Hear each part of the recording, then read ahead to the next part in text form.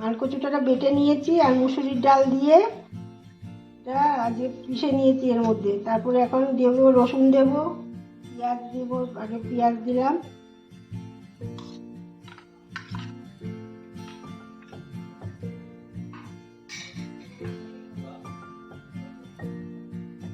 নুন দিয়েছি,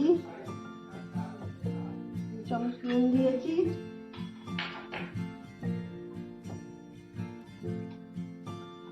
কাঁচা লঙ্কা দিয়েছি বলে একটুখানি অল্প করে দিচ্ছি শুকনো লঙ্কার গুঁড়ো,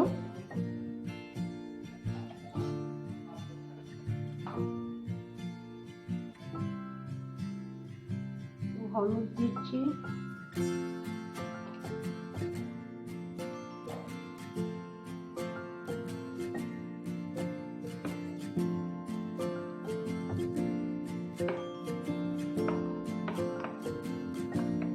তেল দিয়ে দিয়েছি, মেখে নিলাম একটুখানি ভালো করে, কলা পাতাটা গরম করে দিলাম,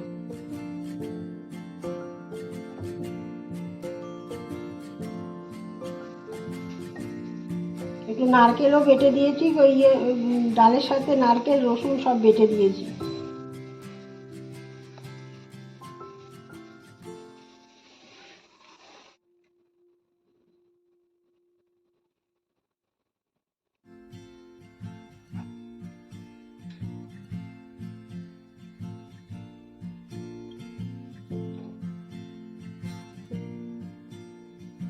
তেল দিয়ে দিলাম কড়াইতে,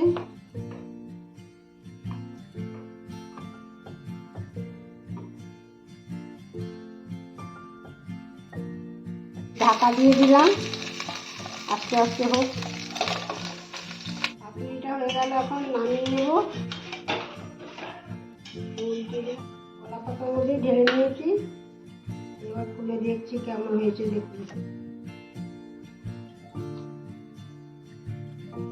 মুসুরির ডাল দিয়ে করেছি বলে একটুখানি নরম হয়েছে, মটরের ডাল দিয়ে করা যায়, মটরের ডাল দিয়ে একটু টাইট হবে আর কি।